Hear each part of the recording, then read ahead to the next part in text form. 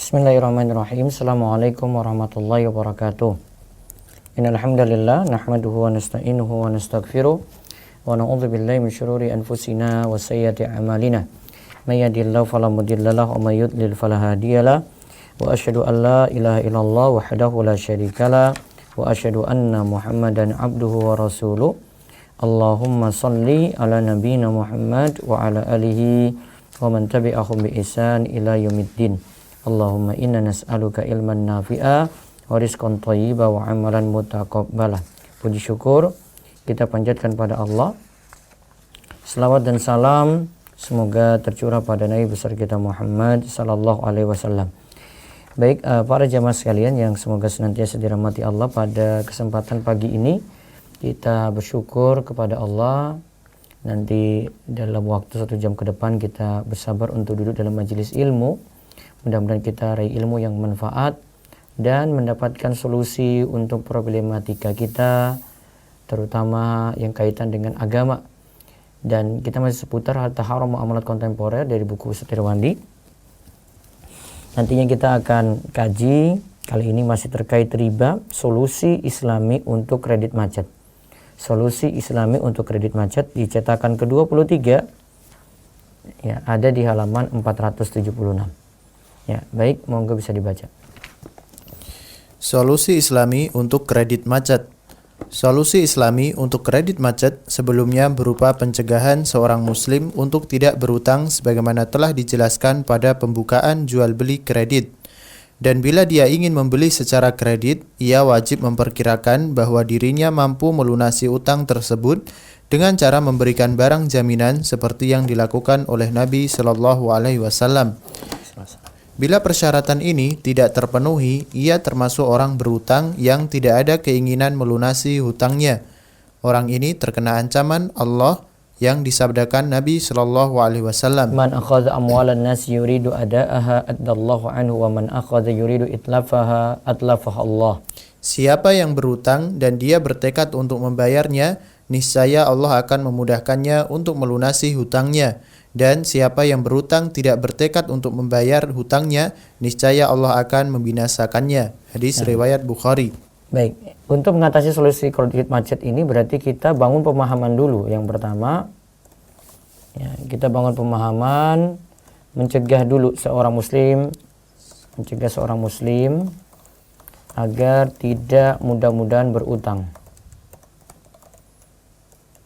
Ya, mencegah seorang muslim agar tidak mudah-mudahan berutang. Namun bila dia ingin mengambil kredit atau berutang, ya, maka ia wajib memperkirakan bahwa dirinya mampu melunasi utang tersebut dengan cara memberikan jaminan atau agunan.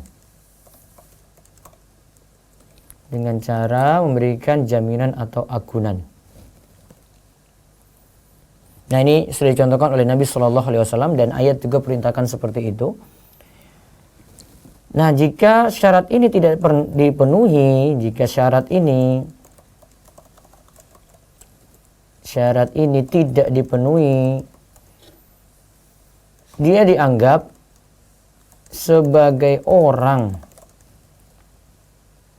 yang tidak ada keinginan melunasi utang. Ingat ya, sebagaimana disebutkan oleh Ustaz Irwandi di sini dengan hadis, ya, siapa yang mengambil harta orang lain, yaitu dia meminjam, lantas dia tidak punya keinginan untuk mengembalikannya. Apa yang dimaksud tidak punya keinginan untuk mengembalikannya? Sedari awal dia tidak memperkirakan keadaan dirinya bisa melunasi utang tersebut ataukah tidak. Jadi untuk mengatasi solusi kredit macet ini kita bangun pemahaman dulu, mencegah seorang muslim agar tidak mudah-mudahan berutang. Terus kedua, ya, lanjut di bawahnya. Ibnu Hajar Al-Haytami dalam bukunya Az-Zawajir mengategorikan perbuatan ini termasuk salah satu dosa besar. Ia berkata, dosa besar ke-205, Berutang dengan niat tidak akan melunasi hutangnya, atau ada niat untuk membayar akan tetapi tidak ada harapan dia mampu melunasi hutangnya karena saat berutang dia telah memperkirakan tidak ada harta yang dia miliki yang dapat melunasi hutangnya, dan dia berutang juga bukan untuk keperluan yang bersifat darurat, serta pihak pemberi hutang tidak mengetahui keadaan peminjam. Ya, dia kalau pemberi utang yang pihak kreditur itu nggak memahami keadaan orang yang diberikan pinjaman. Yang tahu, dia cuma tahu keadaannya, ya pokoknya pinjam.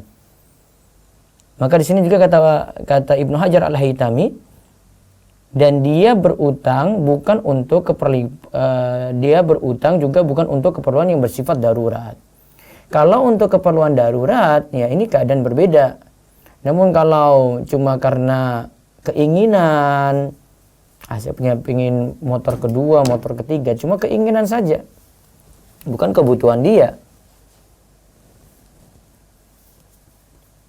Sama juga misalnya orang tua kadang tidak memperhatikan keadaan dirinya itu pas-pasan, mohon maaf. Terus dia paksakan anaknya kuliah sampai tinggi, dia ambil S1 misalnya, padahal keadaan orang tua tidak mampu di situ. Anak juga harusnya kalau tahu kondisi ini, ya dia tidak memaksakan. Anak itu tidak memaksakan dalam hal ini. Nah, kemudian Rasulullah juga mengancam orang yang mampu melunasi hutangnya yang jatuh tempo namun sengaja menunda-nunda dengan berbagai alasan. Orang ini pantas diberikan hukuman. Para ulama menjelaskan maksud hukumannya adalah hukuman penjara hingga dia melunasi hutangnya. Nabi Shallallahu Alaihi Wasallam bersabda, "Layul wajidi yuhilu uqubatahu wa irdahu." Penundaan pelunasan utang oleh orang yang mampu merupakan kezaliman, dibolehkan menjatuhkan hukuman penjara kepadanya dan dibolehkan mencemarkan nama baiknya seperti dimasukkan dalam daftar hitam perbankan. Hadis riwayat Bukhari. Ada bagi orang yang ngemplang ini, dia nggak mau melunasi, padahal mampu. Di sini dikatakan penundaan pelunasan utang. Nabi SAW katakan penundaan pelunasan utang oleh orang yang mampu merupakan kezaliman. Dia boleh dijatuhkan hukuman, ya, dan dibolehkan mencemarkan nama baiknya, masuk daftar hitam. Ya, kemarin yang kita diskusi dengan Pak Arjo itu, ya, ada yang macet seperti ini, ya masuk daftar hitam juga. Selama waktu tertentu dia, ya pokoknya tidak boleh pinjam lagi. Nah, ini dalam rangka seperti ini nih. Ada orang-orang yang ngemplang, nggak mau melunasi utang tadi. Maka yang kedua, ini solusi kedua berarti ya, yang disyaratkan oleh Ustaz Irwandi di sini, solusi kedua, jangan menunda melunasi utang. Ya, yang utang pokoknya dibayar. Nah, terus sebagai tindakan pencegahan, pihak pemberi kredit dianjurkan untuk meminta barang jaminan atau orang penjamin. Bila utang terlambat dilunasi, ia bisa menjual barang jaminan atau menagih utang kepada pihak penjamin untuk melunasinya. Nah, maka di sini dari pihak kreditur itu bisa, satu, meminta jaminan, dua, ada orang penjamin. Terus terkadang sebagian orang tidak mampu memberikan barang atau orang penjamin. Ya. Solusi yang diterapkan oleh beberapa lembaga keuangan syariah, yaitu lembaga syariah meminta barang yang dijual sebagai barang gadaian dengan cara surat-surat resmi kepemilikan barang masih di tangan lembaga syariah. Namun, pembeli bebas menggunakan barang. Ya, jadi solusi yang diterapkan oleh beberapa lembaga keuangan syariah, yaitu lembaga syariah meminta barang yang dijual sebagai barang gadaian dengan cara surat-surat resmi kepemilikan barang masih di tangan lembaga syariah. Namun pembeli bebas menggunakan barang. Terus, dan lembaga syariah membuat perjanjian dengan pembeli bahwa jika ia terlambat membayar angsuran kewajiban, maka seluruh angsuran menjadi tunai.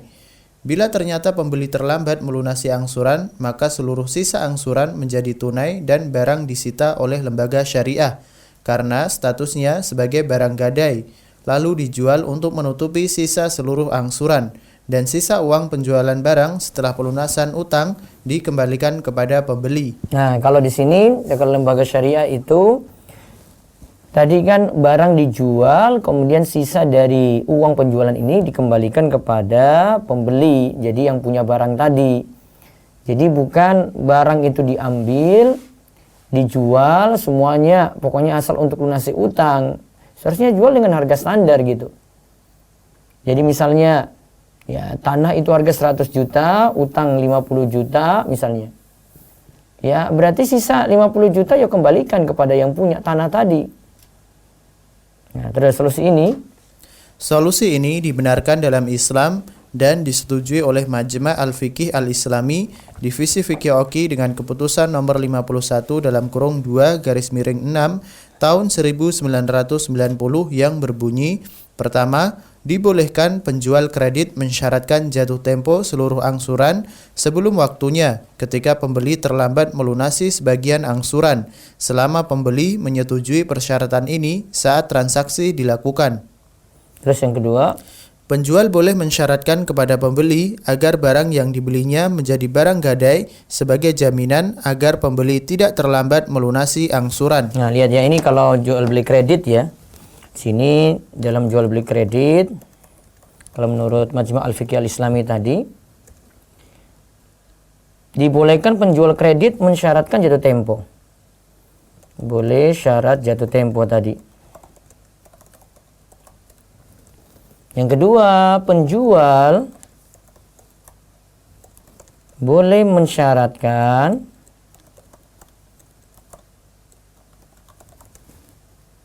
kepada pembeli agar barang yang dibelinya itu yang dijadikan jaminan. Agar pembeli tidak terlambat melunasi angsuran.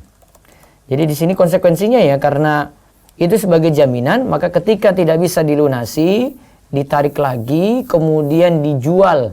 Sisa dari penjualan itu dikembalikan lagi pada yang punya barang yang dibeli tadi. Terus.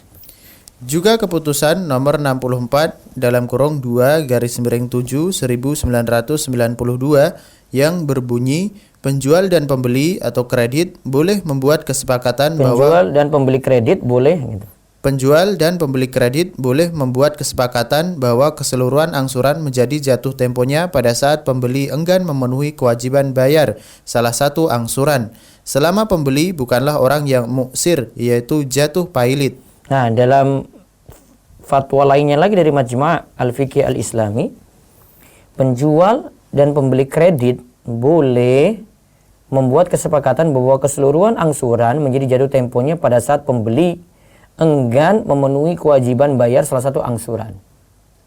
Nah, selama pembeli bukanlah orang yang muksir gitu. Kalau orang yang muksir beda lagi perlakuannya. Terus, hukum boleh menggadaikan barang yang telah dibeli kepada penjual hingga pembayaran lunas merupakan pendapat jumhur para ulama, mazhab Abu Hanifah, Malik, serta pendapat yang terkuat dari mazhab Syafi'i dan Hambali, serta didukung oleh keputusan Majma' Al-Fiqih Al-Islami Divisi Fikih Oki. jadi yang tadi kita lagi bahas itu penjual boleh mensyaratkan pada pembeli agar barang yang dibeli itu sebagai jaminan ya.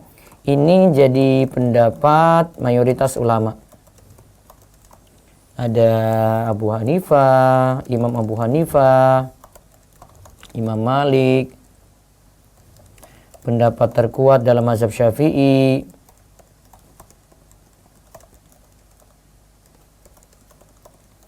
Dan ini pendapat Imam Ahmad. Ya, dan ini Hambali. Ya. Terus ada perkataan Ibnul Qayyim lagi. Ibnul Qayyim berkata, barang yang telah dijual tidak tunai, lalu penjual mensyaratkan barang tersebut untuk digadaikan hingga lunas pembayaran barang.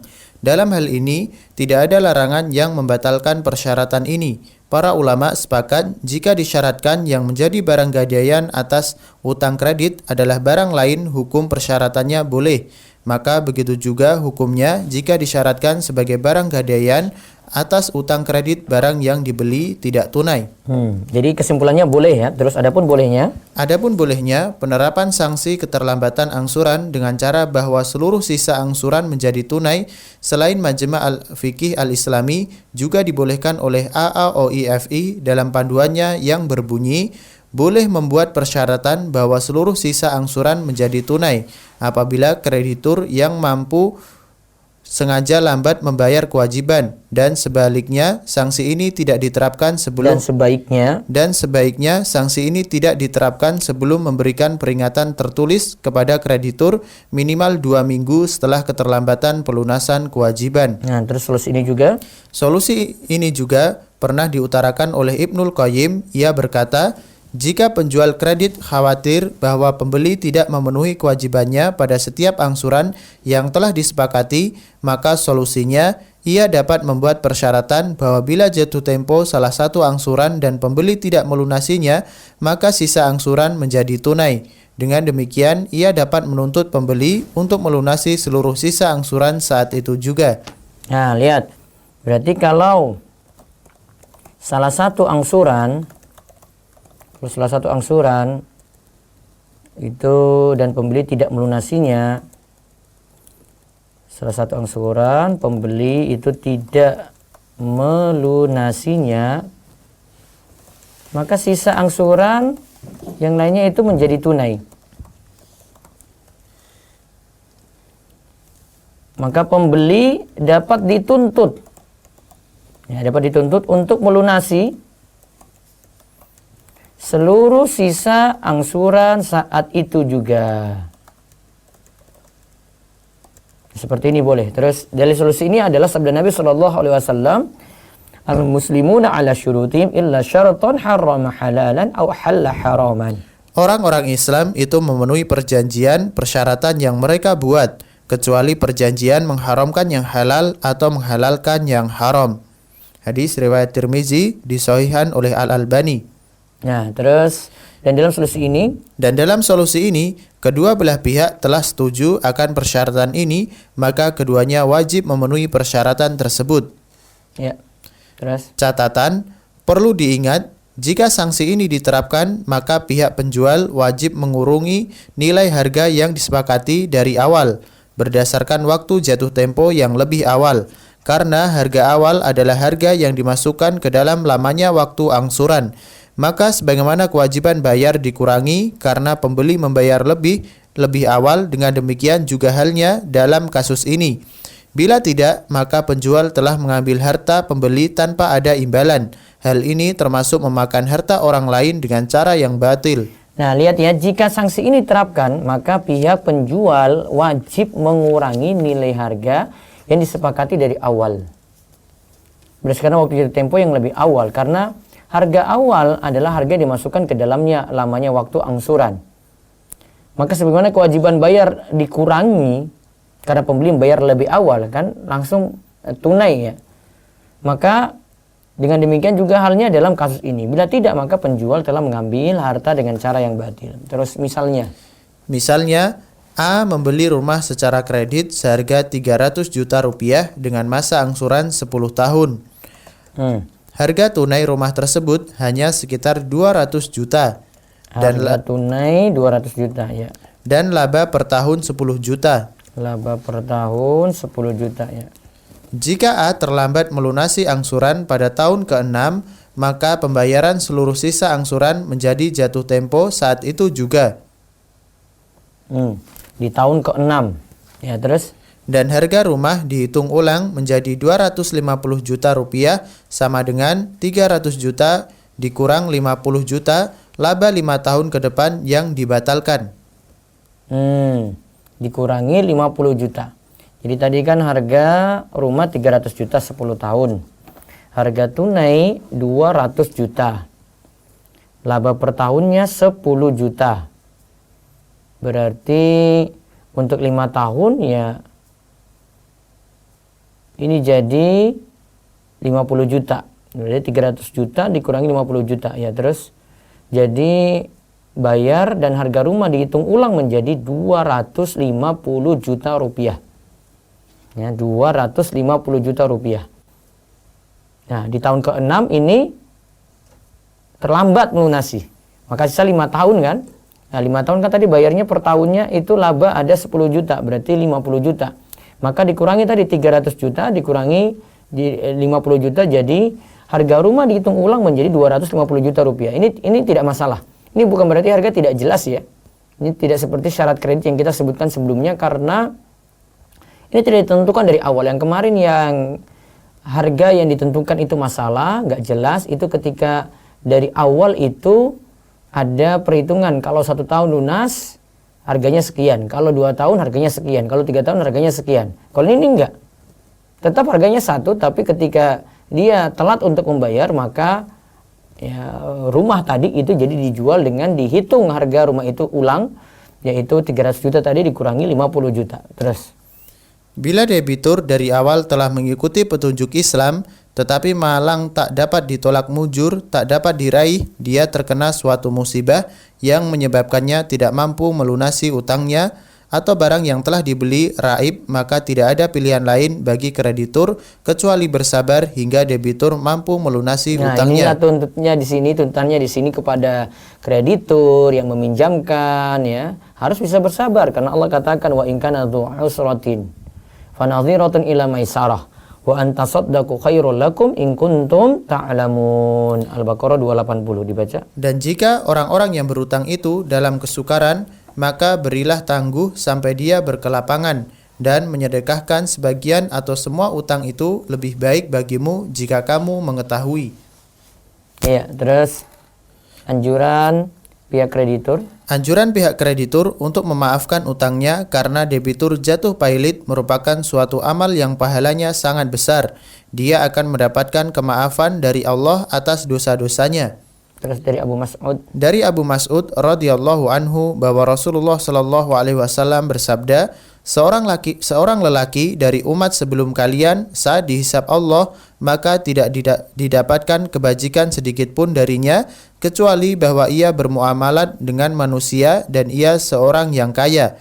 Ia selalu berpesan kepada hamba sahayanya agar menghapuskan hutang orang-orang yang sedang berada dalam kesulitan. Nah, jadi menghapuskan utang orang-orang yang berada dalam kesulitan. Terus Allah Azza wa Jalla berfirman, kami lebih berhak melakukan hal tersebut daripada ia, maka hapuskanlah dosa-dosa darinya. Hadis riwayat Muslim. ya, terus Selain pihak kreditur, kaum muslimin yang lain yang merupakan saudaranya seiman juga dianjurkan untuk memberi debitur yang jatuh pailit sumbangan agar dia mampu melunasi utangnya. Nah, selain pihak kreditur, kaum muslimin yang lain juga kalau lihat saudaranya itu ada yang susah seperti ini, dibantu ya untuk diberikan sumbangan ya. Jadi kita sudah bahas solusi kredit macet yang ketiga ini dari sisi pihak kreditur berarti. Jadi dari kreditur yang memberikan pinjaman ya.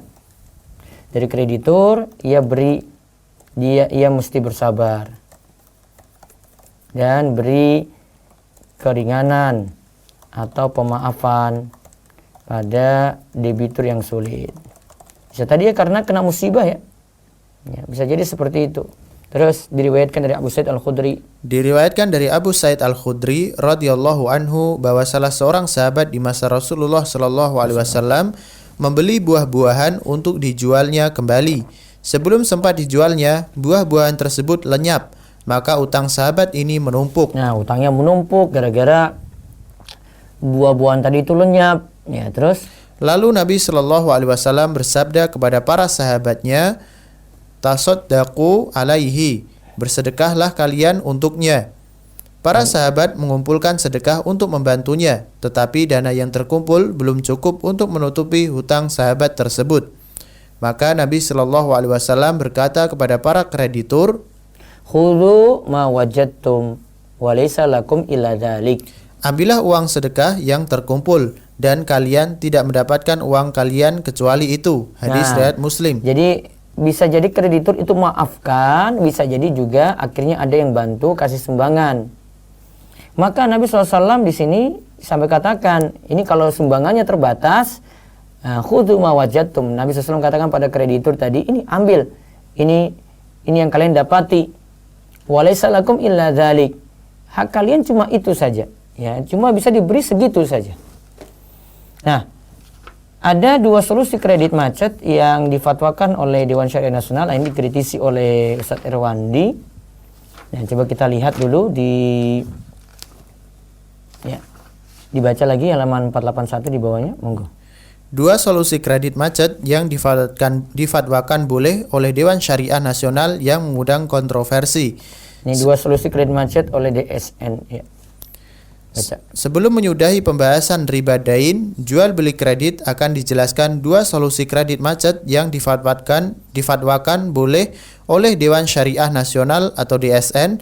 Namun dua hal ini ditentang oleh mayoritas ulama Islam di seluruh dunia karena tidak terdapat perbedaan yang berarti antara dua solusi ini dengan riba jahiliyah.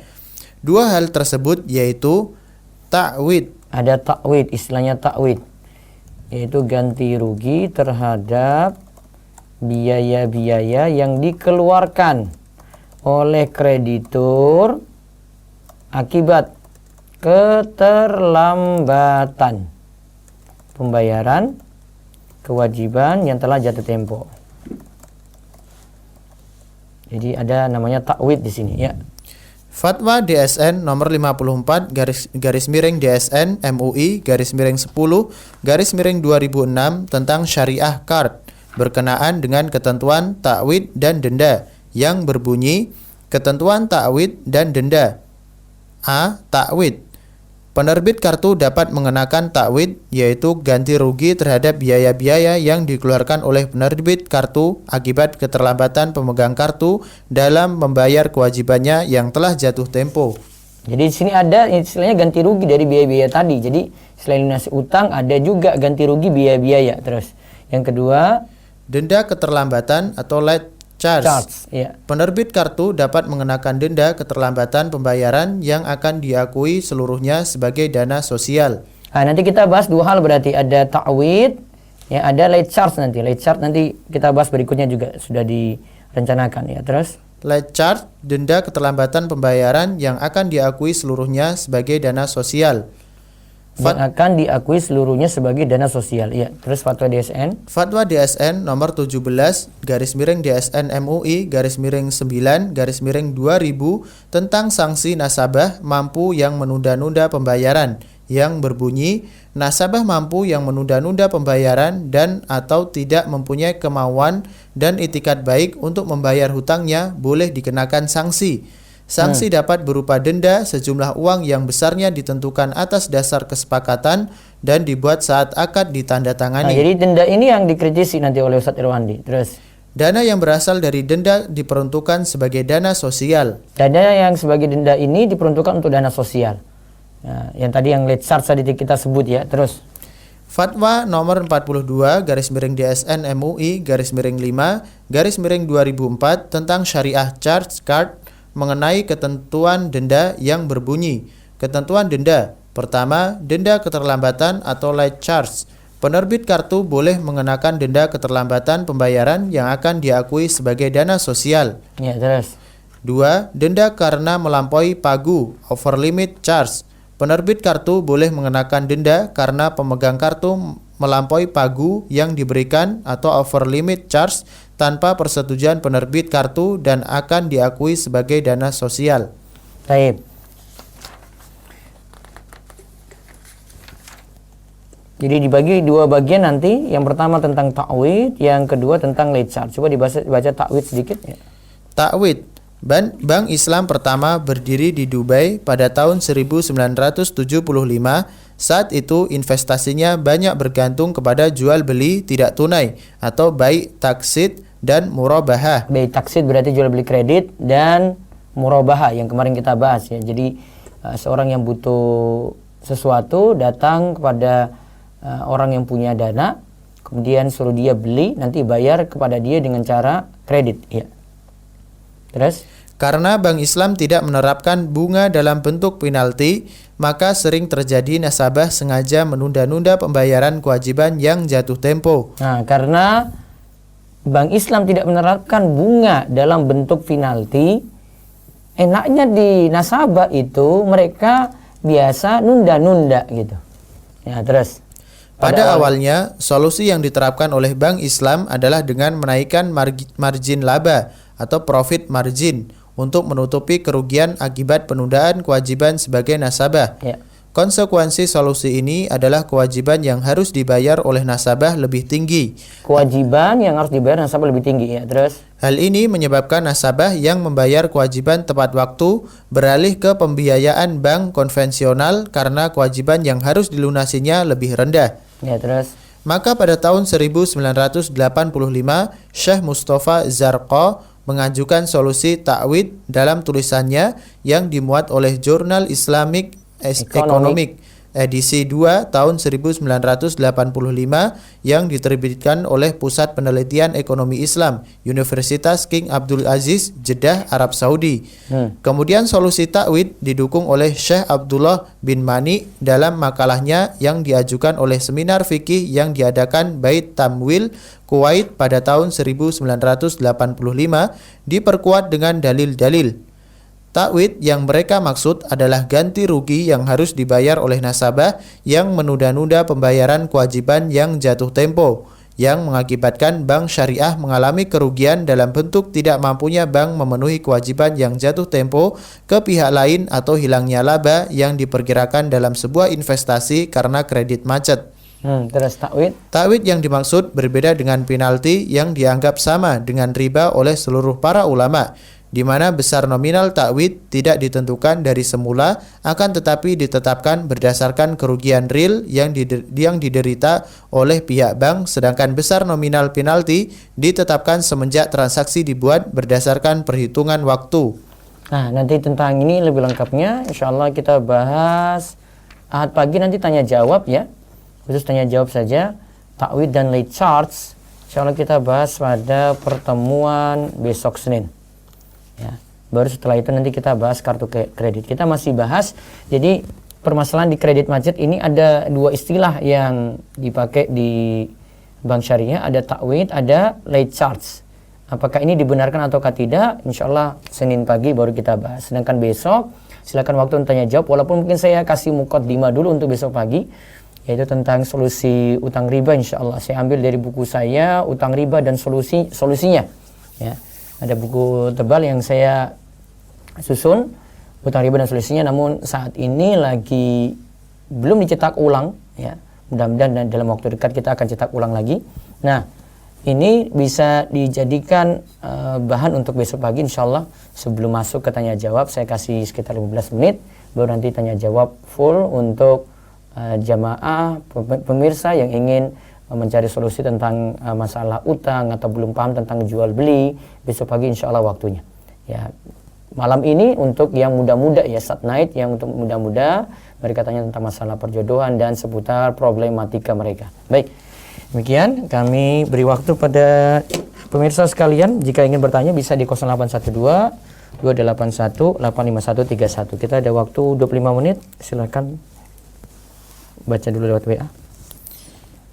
Afan mau bertanya Ustadz, apa hukumnya membeli barang lelang dari bank konvensional yang dijual di bawah harga pasar?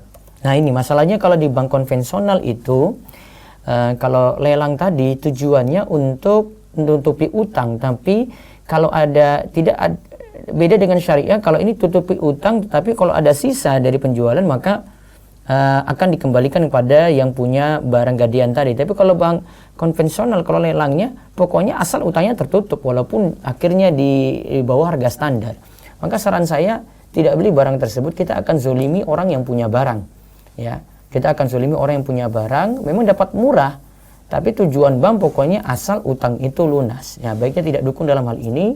Namun kalau itu dari bank syariah seperti tadi disinggung, kalau memang nyatanya itu dijual dengan harga standar, terus ada sisa itu dikembalikan kepada yang punya barang, nah itu baru tepat. Ya, itu sebagai solusi untuk ya gadis syariah juga. Wallahu a'lam. Baik, ada telepon? Ya baik, WA lagi silakan. Yang Zoom nanti siap-siap. Ya. Afan, ana izin bertanya. Ada tanya. Ya. Assalamualaikum. Waalaikumsalam warahmatullahi wabarakatuh. Dengan siapa di mana? Iya, silakan Pak Dedi.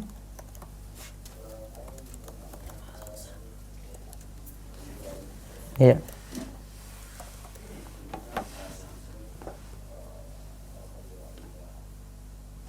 Hmm.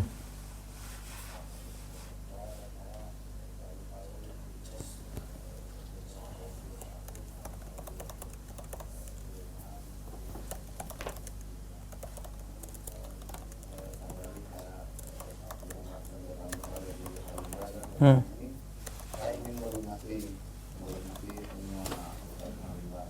Hmm.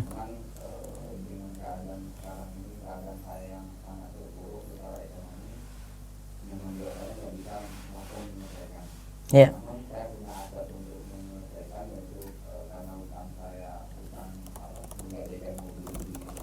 Hmm. Sisa hutangnya itu 65 juta secara pokok dan hitungan mereka, hitungan leasing itu 75. Namun secara harga barang mobil saya itu untuk harga normal itu 140. Harga nomor Ya, 150. ya, Tapi namun di sini karena corona saya tidak bisa lagi berusaha dan saya nggak punya penghasilan sama sekali. Namun saya selalu didatangi debt collector gitu. iya. Terus? Ya, di sini saya ingin bertanya, apakah yang harus saya lakukan? Apakah terus melanjutkan ini agar tidak diteror terus? Atau saya bagaimana cara saya betul-betul hijrah, betul-betul taubat dengan cara keadaan saya seperti ini? Saya ingin sekali menyelesaikan utang-utang riba saya, tapi belum bisa karena keadaan ekonomi saya. Yang kalaupun saya jual atau saya dapatkan, kalaupun saya jual mobil ini belum bisa laku karena corona ini sekarang ini. Dan solusi dari mereka dari leasing itu hanya mau kalau enggak, solusi terakhir adalah berikan mobil ke mereka dan saya dikasih uang 5 juta. Sementara utang saya hanya separuh dari harga mobil tersebut. Jadi utangnya berarti sekitar 70 juta gitu ya. Utang saya kalau saya lihat di OJK di slipnya itu 64 juta, 65 juta. Nah, sementara kalau menurut versi mereka itu 75. Baik. Ini Pak Dedi nonton siaran ini lewat mana? YouTube atau Facebook? Lewat Facebook. Facebook, baik. Pak Dedi nanti buka di YouTube channel Rumeso TV, ya. Ya. Di YouTube channel Rumeso TV, saya kebetulan kemarin itu ada perbincangan langsung dengan pakar keuangan. Di sini dia mantan praktisi di bank juga, terus keluar sekarang jadi dosen ya di satu universitas. Kemarin ini sebenarnya masalah Pak Dedi itu kalau dengar video ini dari awal, nanti ada video, nanti buka di channel Rumeso TV tadi ya, cari video solusi kredit macet.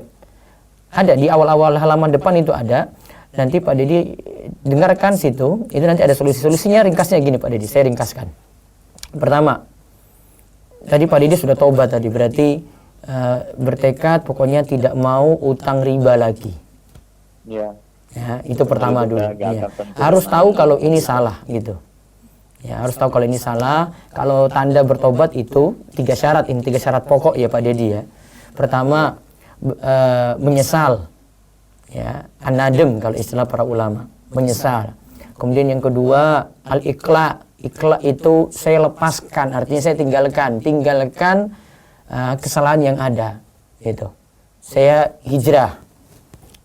Yang ketiga, al-azm ala ya'ud, yaitu bertekad tidak mau mengulangi. Saya ulang ya Pak Dedi ya. 1 menyesal, 2 itu ikhlas melepaskan atau meninggalkan, yang ketiga itu bertekad tidak mau ulangi lagi. Nah, ini syarat pertama dulu ini yang mesti dipenuhi untuk selesaikan masalah utang Pak Dedi tadi. Ya, yang kedua, ini yang disarankan oleh Pak Aryo di videonya, nanti silakan lihat. Dia sarankan berusaha untuk lunasi utang pokok, jangan ngemplang. Artinya jangan sampai kabur dari bayar utang tadi, karena konsekuensinya lebih parah nanti. Karena urusannya dengan bank, urusannya dengan leasing, ya jenengan akan kalah di situ. Ya. Jadi pokoknya manut saja aturan, bayar sampai utang pokok lunas dulu. Itu ya. Terus yang ketiga, ini jika Pak Dedi itu kesulitan, maka berusaha untuk negosiasi. Nah, ini kayaknya Pak Dedi sekarang posisinya ketiga ini. Tadi kalau debit kolektor datang itu, saya dengar dari Pak Aryo, sebenarnya Pak Dedi cuma bilang saja, ya saya nanti akan datang langsung ke leasing, terus akan bicarakan gitu. Gak usah takut, jadi bilang aja, saya akan negosiasi dulu, ya. Kalau memang Pak Dedi ingin bilang mau lunasi, ya, bilang aja nanti saya akan datang kantor, saya akan mau bayar utang saya. Jadi nanti urusannya dengan pihak leasingnya, jangan dengan debit kolektornya gitu. Nah, jadi negosiasi, nanti minta di situ keringanan, ya, minta keringanan, bisa jadi pokoknya jangan dulu barangnya dijual dulu, pokoknya negosiasi dulu sampai bisa jadi bunganya diturunkan, ya, utang Pak Dedi mungkin kalau sudah bayar pokok ya bisa dianggap lunas gitu. Pokoknya negosiasi dengan pihak leasingnya dulu, ya, dengan pihak leasingnya dulu. Mudah-mudahan ini jadi solusi. Namun saran saya dengarkan video itu secara tuntas. Itu banyak solusi yang ditawarkan Pak Aryo yang saya kemarin diskusi santai dengan beliau. Ya, baru kemarin jam 1 siang hari Jumat. Ya. Gitu ya Pak Dedi. Ada lagi? Iya, terima kasih Ustaz. Tapi Iya. ada satu pertanyaan lagi Iya, yang silakan. mau saya tanyakan. Iya. Ini begini Ustaz. Tadi yang kedua adalah menego. Saya sudah pernah mencoba langsung datang ke leasing ini dan mereka selalu dampaknya ketika saya ingin menemui kepala cabangnya, mereka selalu beralasan kepala cabang tidak di tempat. Ini dampaknya ini adalah trik, mungkin bisa jadi trik-trik mereka atau trik-trik leasing agar proses negosiasi tadi tidak terjadi. Dan sekarang saya sedang mengusahakan bersurat ke mereka gitu. Iya, pokoknya tempuh cara apapun punya negosiasi gitu. Didatangi debt collector pasti kita nggak tenang. Dan maksudnya selama kita riba itu memang hukumnya mungkin tidak dalam keadaan kegelisahan dalam siang atau sampai malam. Ya. Dan di sini yang saya takutkan ketika kita tidak bayar angsuran atau dengan kondisi sekarang ini macet 5 bulan, otomatis saya didatangi terus. Dan bisa ibaratnya bikin saya juga dan keluarga juga tidak tenang. Sekarang Pak Dedi di masa pandemi otomatis saya tetap maksudnya dilanjutkan, otomatis saya tetap memakan riba atau tetap menjadi pelaku riba, dan ini yang bikin saya bingung. Iya. Ya, masa pandemi masih debit kolektor datang juga Pak Dedi? Masih. Oh, masih. Ini, ibaratnya yang dikatakan pemimpin kita, presiden kita yang di aplikasi dan di keseharian atau di implementasi di lapangan nggak seperti itu gitu. Iya, itu betul, tetap datang, tetap menagih, dan bahkan mereka datang sampai 2 mobil, 10 orang gertak saya, ya kan. Yang di sini yang saya bingungkan itu tadi, kalau saya lanjutkan saya tetap berdosa karena masih jadi pelaku riba. Kalau seandainya tidak dilanjutkan mereka datang terus, dan kalau seandainya ya dengan memang kondisi sekarang ini saya memang tidak bisa bayar, mereka hanya menawarkan kembalikan mobil, kami akan berikan subsidi ke Bapak itu sebesar 5 juta, 10 juta. Sementara utang saya hanya separuh dari harga mobil tersebut. Gitu. Pak Dedi sudah bayar berapa? Saya sudah jadi begini, 2 tahun sekitar 2 tahun, setahun yang lewat orang tua saya meninggal. Dan di saat itu orang tua saya juga punya banyak utang, dan karena saya ahli waris, tentu saya yang membayar utang-utang dari orang tua saya. Dan di saat yang sama saya juga ditipu oleh rekan kerja saya atau damatan karyawan saya, uang saya semua dilariin. Ya gara-gara itu awalnya saya kepikiran merasa nggak punya solusi, mungkin ilmu agama juga kurang. Jadi saya memutuskan waktu itu juga untuk menggadaikan mobil saya, dan di saat itulah saya terjebak riba, Ustaz. Nah, ini saatnya harus bangkit dengan momen kayak begini Pak Dedi. Jadi memang kadang kita ditegur dengan cara-cara yang ya sebelumnya kita nggak memikirkan, kemudian Allah uji di sini ya untuk jadi sadar, sehingga akhirnya Pak Dedi mau hijrah, kemudian mau dengar kajian ya. Seperti ini mungkin juga tertarik ketika ini kayaknya solusi dari masalah saya ini ya. Mungkin saja Allah takdirkan seperti itu sehingga berikutnya bisa ngaji, dengar ceramah terus gitu, hati jadi tenang ya. Jadi saya doakan mudah-mudahan utangnya segera lunas dan Allah berikan solusi segera untuk itu. Ya, yang saya tawarkan tadi ya, coba negosiasi nanti yang ditempuh ya Pak Dedi ya. Iya. Mudah-mudahan Allah mudahkan nanti insyaallah. Allah barik fiik. Ya. Baik. Baik pemirsa sekalian, seperti tadi pertanyaan dari Pak Dedi ini sebenarnya sudah ada di kajian kemarin ya, bukan kajian, kita bincang santai sebenarnya saya dengan Pak Aryo Indrajati. Bisa lihat sekali lagi di channel Rumeso TV di bagian-bagian awal nih, di halaman depan di beranda itu ada video ya dengan judul solusi kredit macet, solusi Jitu ya, strategi Jitu untuk ya kredit macet tadi. Jadi pelajari itu baik-baik. 3 hal tadi yang saya sampaikan dari pertanyaan Pak Dedi tadi. Nah ini bisa Anda temukan di video tersebut. Insya Allah temanya menarik sekali. Kaji itu bisa sebarkan juga ke yang lainnya yang punya masalah-masalah utang. Ya sehingga masalah ini cepat selesai. Saya tahu problemnya berat sekali. Mudah-mudahan besok juga saya akan bahas 7 solusi utang riba. Saya sudah punya tulisan, sekaligus itu saya ambil dari buku solusi utang riba yang saya tulis ya. Terus ada WA dulu, baru Zoom. Silakan siap-siap ya, habis ini Zoom. Ya. Afan, Ana izin bertanya. Ini Ana lagi menunggu jadwal seleksi ketiga dari CPNS di 8 Lembaga Penerbangan dan Antariksa Nasional yang kelak nanti kalau lolos jadi PNS. Menurut Ustadz bagaimana? Apakah dilanjutkan atau tidak ya Ustadz? Mengingat ini nanti sebagai PNS yang mana gaji dari negara Ustadz? Ya gaji dari negara boleh-boleh saja. Ya, gitu. Baik. Nanti cari yang pada sesuai tema dulu ya. Baik, lewat Zoom silakan bisa tanya dulu sesuai tema. Baik, Ustaz, sudah ada yang raise hand dengan Ibu Fira. Silakan buka mic-nya. Assalamualaikum. Waalaikumsalam warahmatullahi wabarakatuh. Silakan Bu. Ustadz, Afwan, kalau tentang waris boleh ya Ustadz? Ya silakan. Nah, gini Ustadz, ini pertanyaan titipan dari teman Ana. Jadi beliau punya kakek kandung. Kakek kandungnya ini kemudian nikah lagi. Nah, kakek kandungnya ini sudah meninggal Ustadz. Ya. Kemudian baru-baru ini juga istrinya meninggal. Istri yang dari kakek ini meninggal. Berarti istri kedua meninggal juga. Iya, istri kedua meninggal. Nah, dari situ baru ketahuan kalau si kakek ini punya rumah dan tanah yang mana itu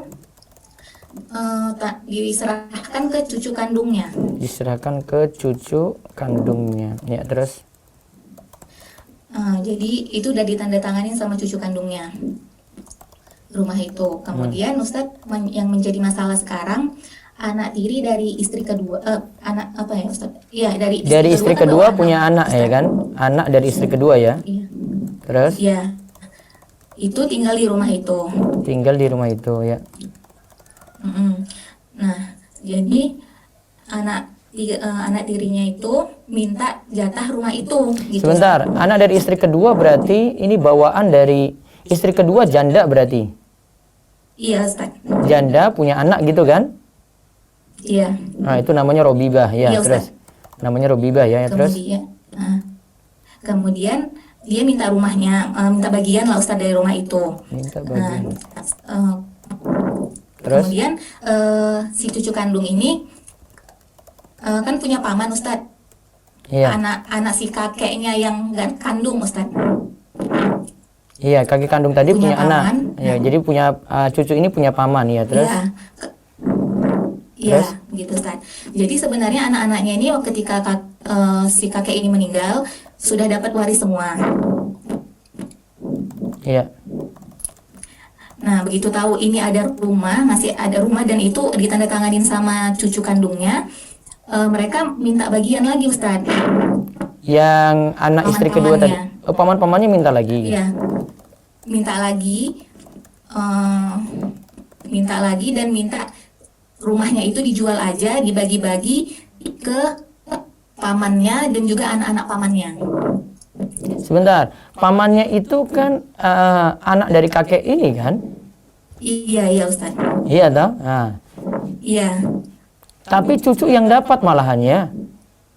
Iya Ustaz, itu juga dia juga bingung kan. Dia juga nggak tahu kenapa kemarin itu tanda tanganin. Baik, sekarang saya lagi analisa dulu sebentar. Stop dulu, saya analisa dulu. Kakek itu harusnya wariskan untuk anak-anak dulu.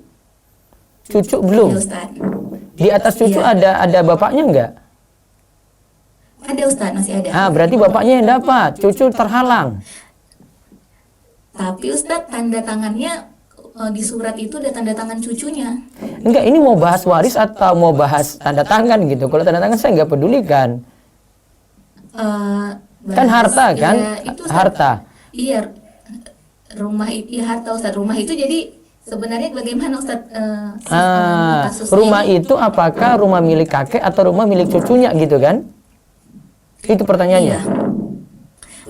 Rumah itu jadinya gimana si cucunya ini bingung Ustadz gitu. Ini mau boleh nggak itu harta siapa sebenarnya Ustadz gitu. Cucunya kena tanda tangan itu apa kakek memang sudah serah terimakan rumah kepadanya atau cuma sertifikat atas nama dia saja gitu? Sertifikatnya atas nama cucunya. Iya, kakek secara lisan itu serahkan ke dia emangnya atau karena ya Iya. gitu. Ketika kakek masih hidup disuruh tanda tangan Ustadz. Berarti kakek yang menyerahkan pada cucu ini. Iya. Berarti sebagai hibah situ. Ya sudah, saya nggak nganggap tanah ini jadi milik si kakek kalau gitu. Ada harta yang lain lagi selain itu? Sudah dibagi kan? Udah Ustadz. Ya. Nah, sudah berarti ya secara ini ya itu hibah untuk cucunya tadi sebelum meninggal. Iya. Berarti yang lainnya tidak bisa nuntut rumah ini. Nah ya Ustadz, jadi sebenarnya itu jadi punya cucunya itulah Ustadz ya. Iya. Nah, tapi gini Ustadz, karena kan merasa nggak enak Ustadz karena paman-pamannya meminta untuk itu di rumah itu dijual, dibagi-bagi. Tapi yang keluarga tirinya juga minta bagian gitu Ustadz. Keluarga Itu gimana, tiri Ustadz? yang apa yang tadi anak dari istri kedua nggak dapat. Robibah itu anak istri kedua itu robibah namanya. Robibah kalau dari sisi waris itu dia nggak dapat. Dia cuma dari sisi mahram. Mahram saja dia sebatas mahram, tapi dari sisi waris enggak. Anak Jadi, kandung yang Ustadz, didahulukan tadi. Kalau misalnya cucu kandungnya ini karena udah bingung kan Ustadz karena dimintain terus sama saudara-saudaranya, akhirnya dia ngambil keputusan untuk ya udah dijual aja lah rumah itu, kemudian dia bagi semua rata sama tiri juga, sama paman-pamannya juga. Nah, itu namanya Boleh, Ustadz? sebenarnya bukan kita bahas waris itu untuk menyelesaikan masalah biar nggak konflik. Iya Ustadz, itu boleh. Itu di luar bahasan waris, terserah dia. Untuk meredam itu semua, mungkin itu solusinya. Paham ya?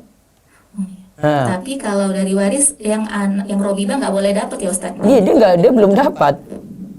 Iya Ustadz. Iya. Yang dapat nanti cuma istri keduanya gitu, bukan robibahnya gitu. Wallahu alam. Robibahnya nggak dapat. Karena robibah itu kan bawaan dari si janda ini. Gitu. Tapi kan istri keduanya udah meninggal nih Ustadz. Hartanya tadi untuk istri kedua. Nah anak-anaknya dapat juga nggak Ustadz?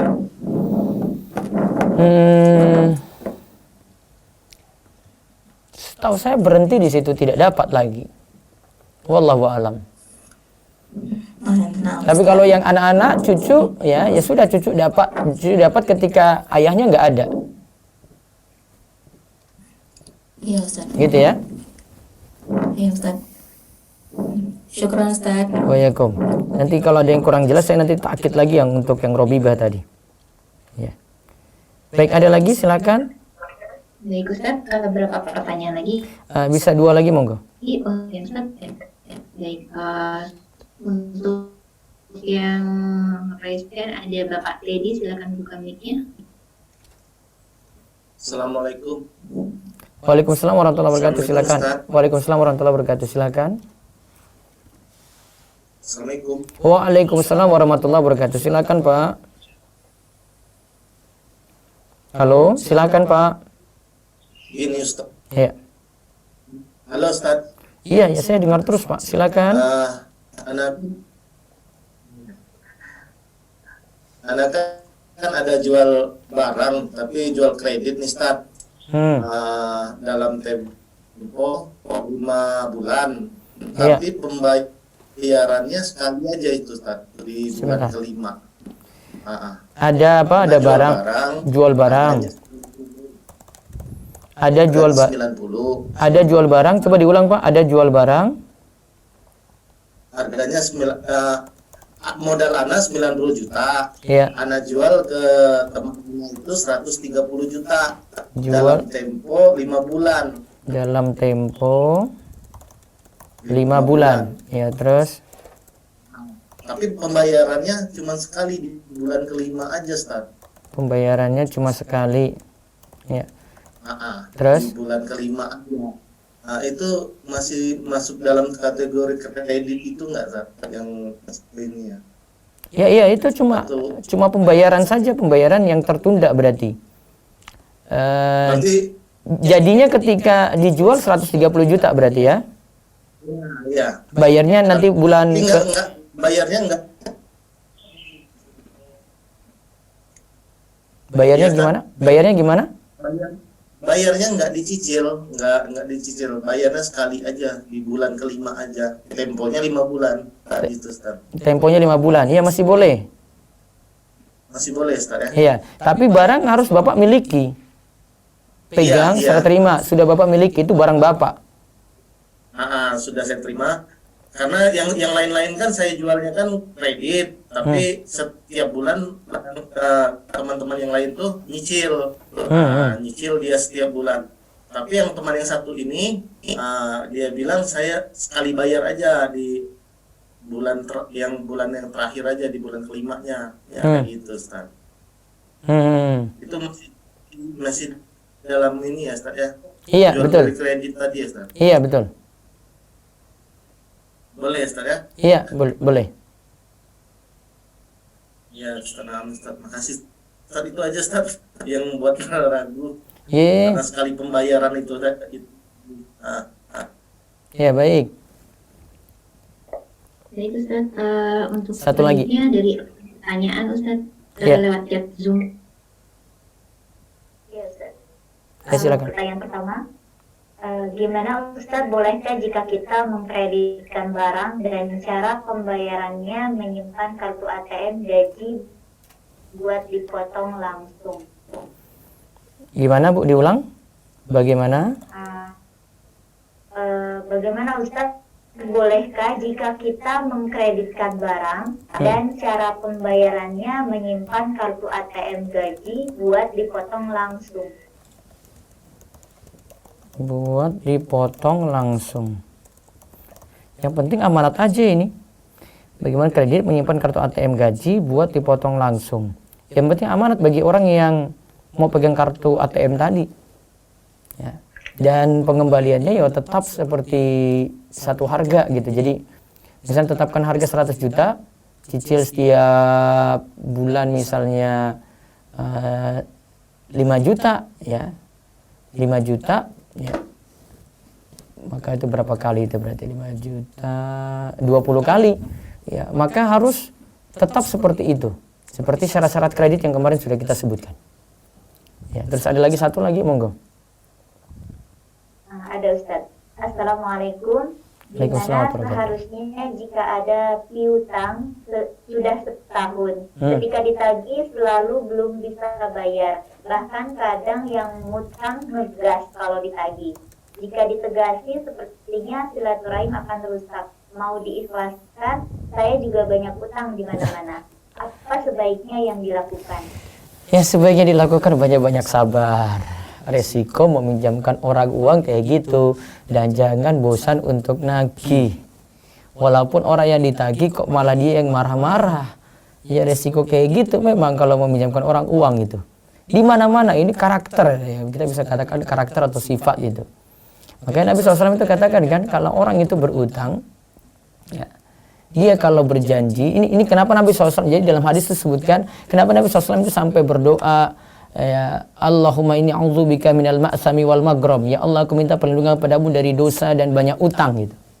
Kenapa Nabi berdoa seperti ini? Ya, disebutkan dalam hadis karena kalau dia itu berkata dusta, kalau dia berjanji biasanya ingkari gitu, tidak memenuhi. Nah itu karakter. Jadi yang Nabi SAW sampaikan ya ini jadi karakter orang yang berutang kayak gitu. Makanya Nabi gak senang berutang karena khawatir ketika ya umatnya juga kalau berutang ya seperti itu ya. Kenyataan kita lihat realita ya Ya, di mana-mana orang yang berutang kayak gitu umumnya. Itu bukan satu dua ya, itu umumnya.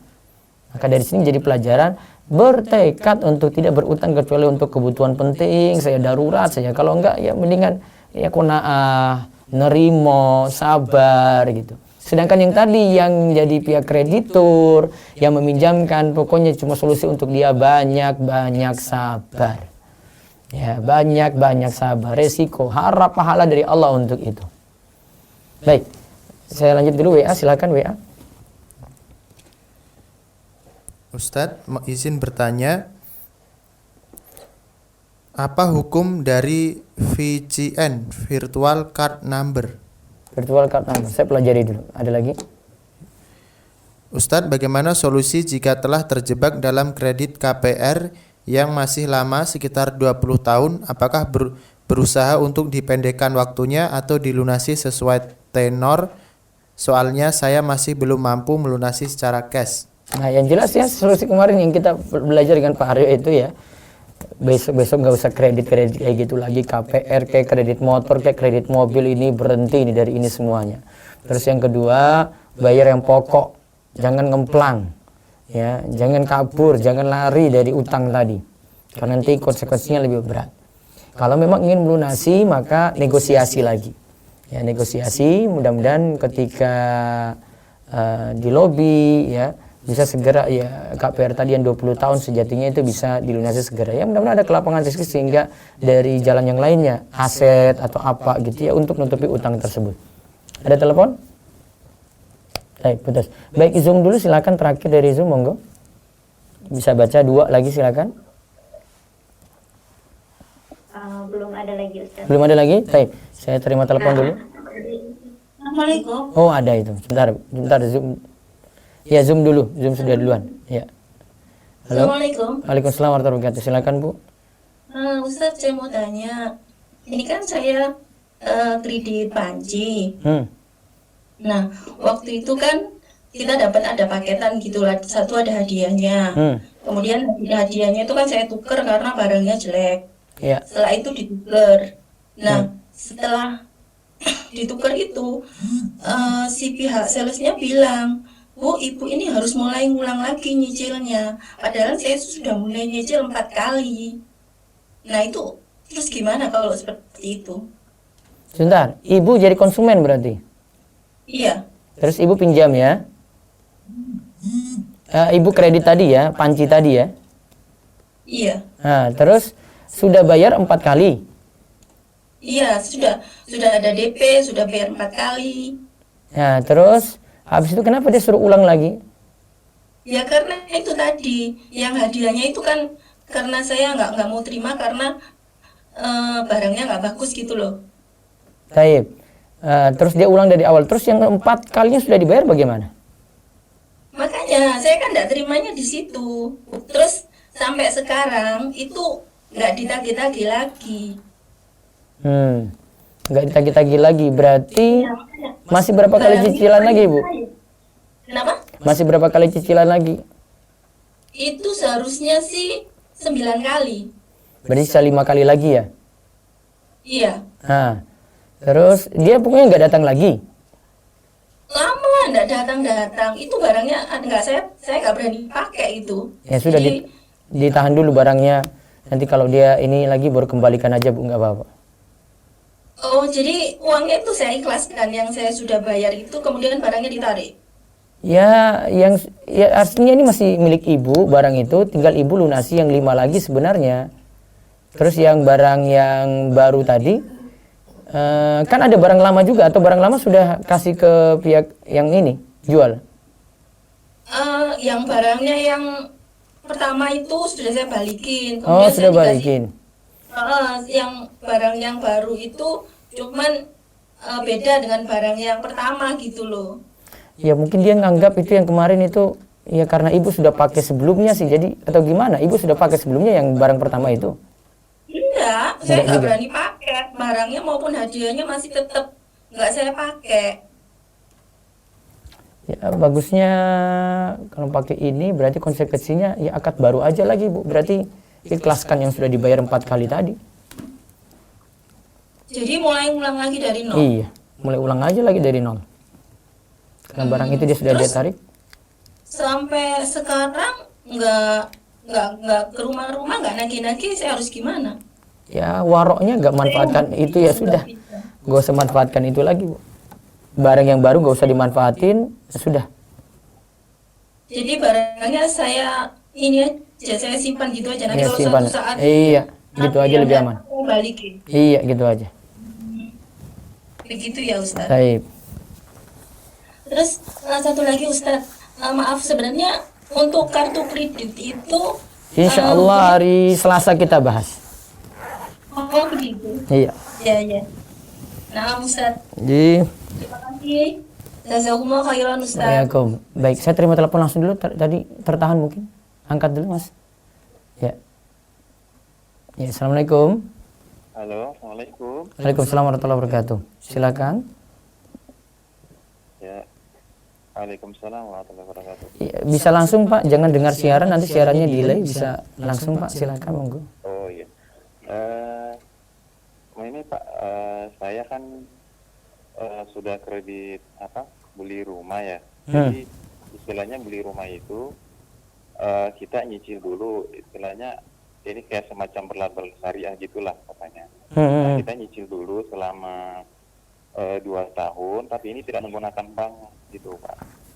Nah, setelah itu setelah kita nyicil 2 tahun, tapi ini rumahnya belum dibangun. Nanti setelah nyicil 2 tahun baru rumahnya dibangun selama 6 bulan.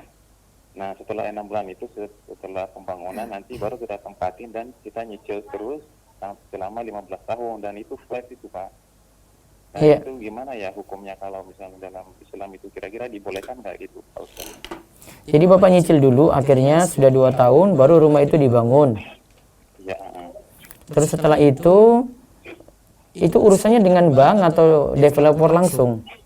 Developer langsung, itu tidak berurusan dengan bank. Terus dibayar cicil, tidak ada denda keterlambatan? Denda keterlambatan tidak ada, dan itu cicilannya flat terus selama 15 tahun tadi ya? Iya. Ya, asalnya boleh Pak. Kalau itu urusannya dengan developer langsung, dan saya nggak tahu yang di belakang itu ya, saya cuma tahu dari keterangan Bapak saja. Kalau selanjutnya nggak ada ini Pak Ustadz, nggak ada. Oh iya gitu ya Pak. Gitu ya? Baik. Cukup? Iya. Jazakallah khair Ustaz. Iya, baik, itu saja mungkin yang bisa kami sampaikan pagi ini. Insya Allah masih ada waktu besok pagi, nanti bisa banyak nanya, yang termasuk yang di Zoom maupun lewat WA ataupun telepon langsung. Mudah-mudahan bisa dimanfaatkan. Kita cukupkan, tetap dengan doa kafaratul majlis. Subhanakallahumma bihamdik, asyhadu an la ilaha illa anta, astaghfiruka wa atubu ilaik. Assalamualaikum warahmatullahi wabarakatuh.